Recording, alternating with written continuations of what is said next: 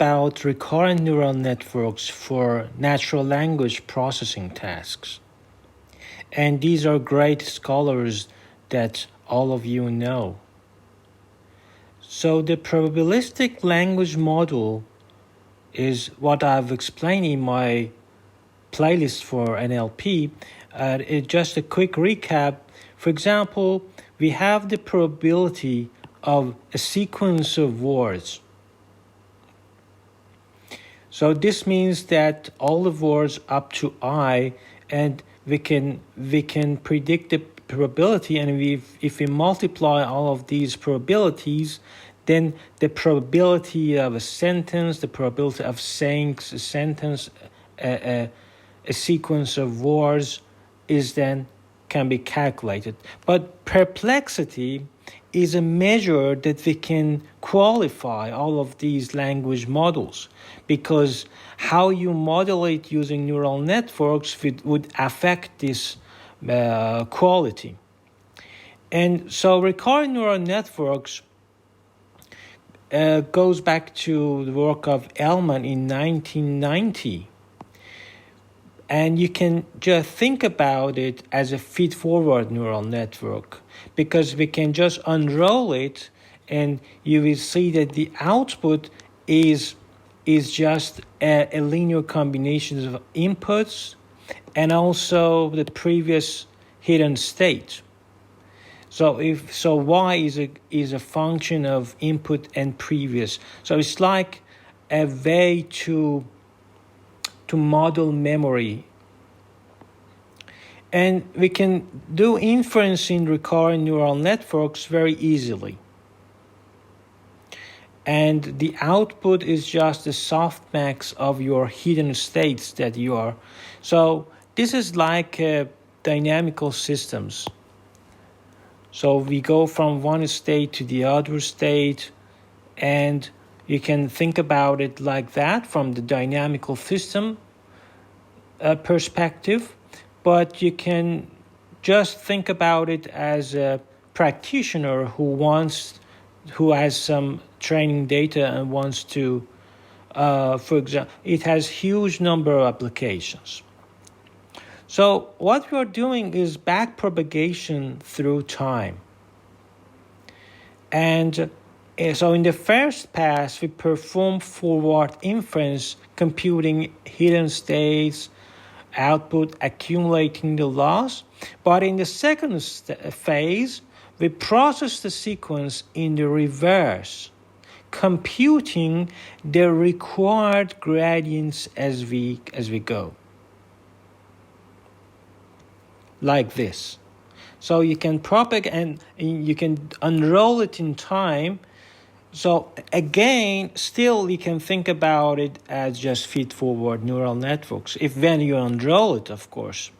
When you unroll it, you can think about traditional neural networks. So it goes back to Mikolov 2010. The maturity is from then that you have, for example, here we have an word embedding, and then you give it to this RNN, and you have some output, which is a vector of probability distribution over the finite vocabulary. So you fix your vocabulary, you say that I have n words, and for each word, it says the probability. And you can think about it as a language model. And we train the model to minimize the error in predicting the true next word in the training sequence, just using the simple cross entropy for the loss function.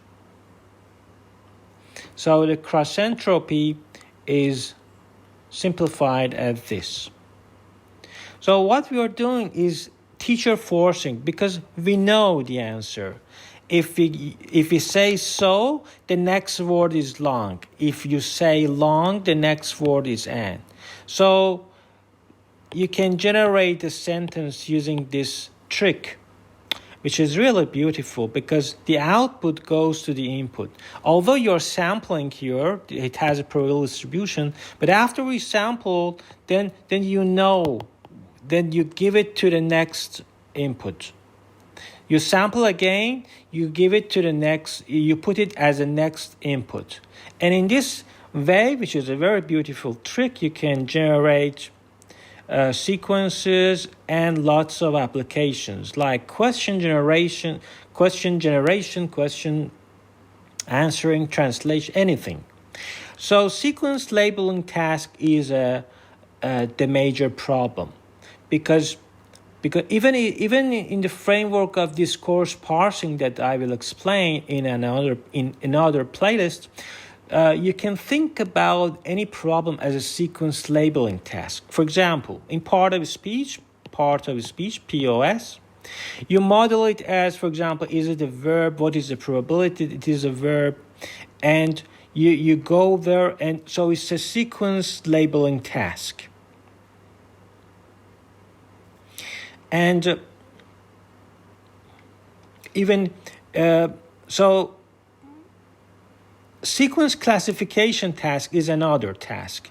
For example, you want to classify entire sequences rather than just the tokens within them, like sentiment analysis. For example, if what is saying in Twitter has a positive or negative, if this sentence in Twitter has a positive or negative label.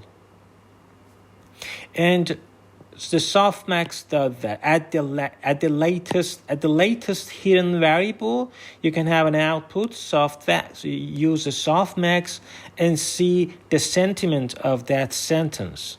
So you can think about it as a sequence classification task. But also you can think about it as a text generation task. For example, as I said, so comes here, so long, and so you can predict the next sequence. And we call it autoregressive generation today. And so we sample a word in the output from the softmax distribution, as I said, that results from the beginning of the sentence as the first input. And then we use that sampling word, use the word embedding for the first word, and then sample the next word. And then we repeat until we have this sentence marker, the end of the sentence.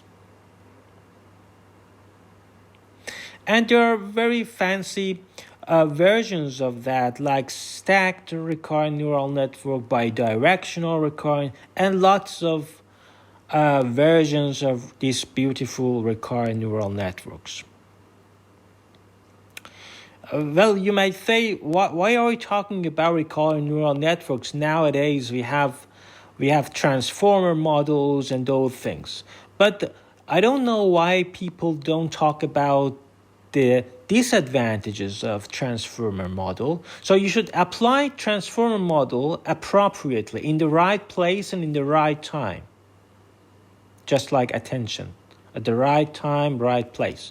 So this is a stacked version of that, and there are bidirectional recurrent neural because you can go from left to right, or you can go from right to left. A sentence, you read it from the end to the beginning, and then you concatenate it, and you represent that hidden state as a concatenation of forward and backward, like this. And